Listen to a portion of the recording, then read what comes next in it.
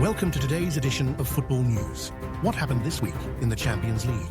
Liverpool demolished Real Madrid. Mbappe delivered the worst performance of his Champions League career.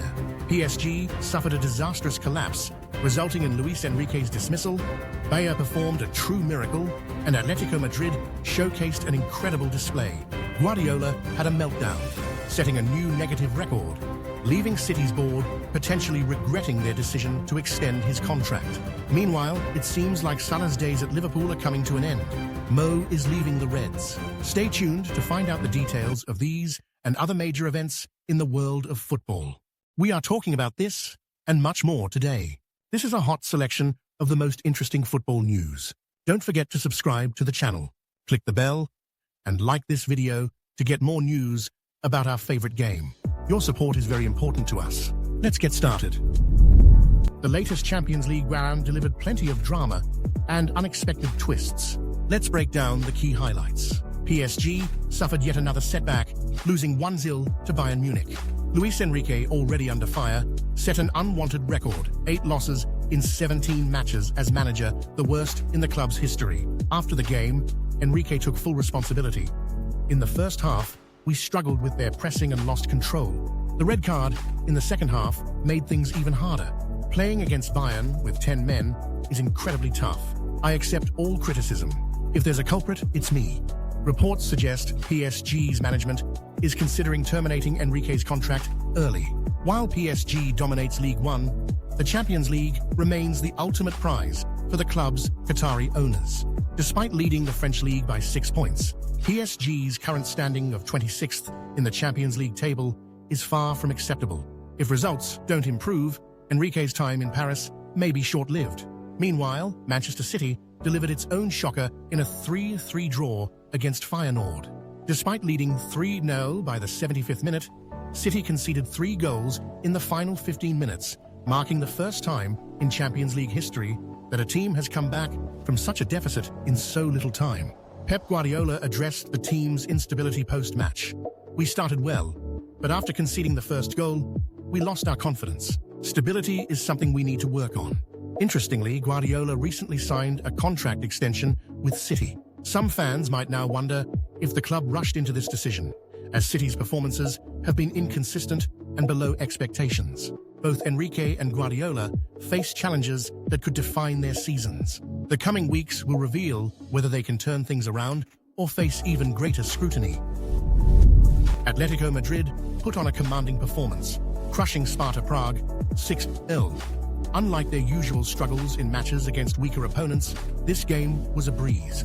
Both Alvarez and Correa scored braces, while Kylian delivered a stunning free-kick goal. This win reinforces the team's status as a serious contender for top honors. Atalanta followed suit with an impressive 6-1 victory over Young Boys away from home. Charles de Ketelaere was the star of the show, scoring twice and assisting 3 goals by the 56th minute.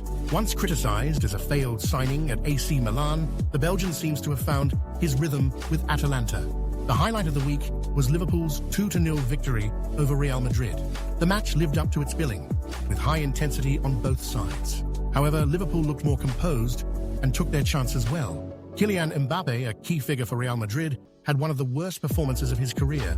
Even excluding his missed penalty, which Gallagher heroically saved, Mbappe struggled throughout the game. His runs lacked purpose, he frequently lost the ball, and his passing was off the mark. Meanwhile, Liverpool's young talent Bradley stole the spotlight. Not only did he neutralize Mbappe, but he also contributed significantly to Liverpool's offense. His standout stats included an assist for Alexis Mac Allister, 9 duels won, and several crucial interceptions. A stellar performance from the young defender, making him the clear man of the match. Virgil van Dijk was a standout figure, calmly dismantling Real Madrid's attack. His poised performance made it look effortless, as he guided his team like a true leader. Surely Arda Güler will be seeing him in his nightmares for a while. Mohamed Salah, despite missing a penalty, was sensational. His runs along the flank were nothing short of magical. On the other side, Thibaut Courtois once again attempted to save the day for Madrid. His efforts in the first half echoed memories of the Champions League final, though this time, Liverpool was unshakable. Koeman Kelleher, with less work to do, shone with a brilliant penalty save and exuded confidence throughout. Alexis Mac Allister was everywhere, excelling in attack, defense, and pressing. His goal was the highlight of the night. Fans expected a controlled and measured Liverpool under Arne Slot. Instead, the team employed Klopp-era high pressing and rapid attacks. This strategy overwhelmed Real Madrid, earning Liverpool a well-deserved victory. Real Madrid is in troubled waters, sitting 24th in the Champions League standings and in danger of missing the playoffs. They urgently need a turnaround. Adding to their woes, Vinicius Jr. is sidelined for 3 to 4 weeks with a thigh injury. This is a major setback, but it could allow Kylian Mbappe to shine on the left flank. Will Ancelotti finally play him in his natural position? We wish Vinicius a speedy recovery and hope Real finds a way out of their slump. The drama surrounding the Liverpool versus Real Madrid match has spilled off the pitch. According to Todo Fichajes, club executives met to discuss a potential transfer of Trent Alexander-Arnold. Real Madrid, struggling with an injury crisis, is keen to bring him in this winter, but Liverpool is firmly against it. Alexander-Arnold himself isn't eager to leave mid-season. However, Liverpool might entertain offers in the winter transfer window if Madrid is willing to pay a staggering $100 million.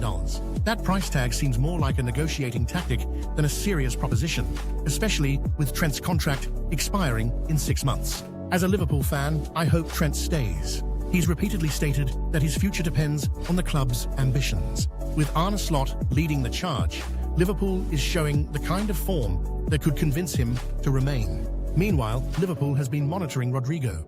The Brazilian has been on the club's radar for some time and is seen as a potential long-term replacement for Mohamed Salah. However, the plan raises eyebrows. Rodrigo thrives on the left wing or as a central striker, not in Salah's right-wing role. Given this, spending $100 million on him seems questionable.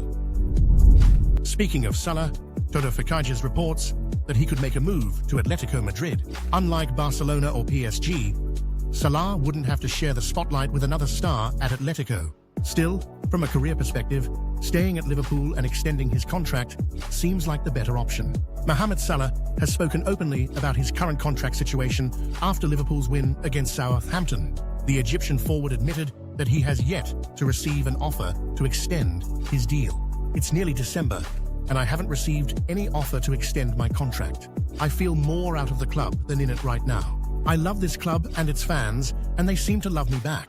But this situation is out of my hands. I'm disappointed, but for now, I'm focused on the season. My goal is to win the Premier League and the Champions League. Still, the lack of activity from the club regarding my contract is frustrating, Salah said.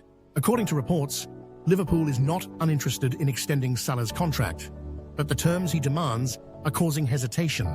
Salah reportedly wants a 3-year deal with a high salary, but the club considers such a long-term commitment risky due to his age. By the end of a new contract, Salah would be 33 years old. Liverpool is said to be offering a 2-year deal with an optional 3rd year at the club's discretion. However, Salah and his agent are reportedly unwilling to compromise. Former Liverpool defender Jamie Carragher expressed disappointment over the situation. It's clear there's a significant difference in valuation. Salah and his agent see things one way, while the club sees them another. I was surprised he chose to speak publicly about it now. It's uncharacteristic for him, but perhaps he wanted to highlight his situation. Carragher also recalled that Salah's previous contract negotiations were challenging, with the Egyptians securing the best possible terms. However, the club may not be willing to repeat that approach. Liverpool fans are hopeful that a compromise can be reached. Salah remains a vital player for the team, and losing him would be a massive blow. However, unless both sides are willing to make concessions, finding a resolution could prove difficult. Kevin De Bruyne, whose contract with Manchester City expires at the end of this season, has made a surprising announcement. Speaking at a press conference, the midfielder hinted that this year might be his last at the club. At the start of the season, I expected contract talks, but then I got injured in the game against Brentford. What was supposed to be a couple of days turned into 8-9 weeks, and the extension talks were put aside. If there are no negotiations, this will be my final year at City. I'm just trying to be honest.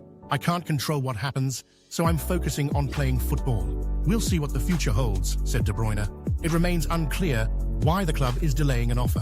One possible reason could be the terms discussed by De Bruyne's camp. At 34 years old, with a history of injuries, offering a long-term deal is risky for the club. On the other hand, a short-term contract might not appeal to De Bruyne. The Belgian reportedly has offers from clubs in Saudi Arabia. These deals include longer contracts and significant salaries. Should he choose to stay at City for another year, he risks losing the attention of Saudi clubs, given how quickly priorities shift in their league. That said, De Bruyne likely wants to avoid uncertainty. If City decides not to extend his contract next year, finding a new club on short notice could be challenging. Interestingly, Mohamed Salah's situation at Liverpool mirrors De Bruyne's. The Egyptian is also seeking a long-term deal that matches lucrative offers from Saudi Arabia. The future of both Kevin De Bruyne and Mohamed Salah remains uncertain. If they truly wish to stay with their respective clubs, they may need to make concessions and accept certain risks. What's your take on the situation? Should Manchester City and Liverpool meet their stars' demands? Share your thoughts.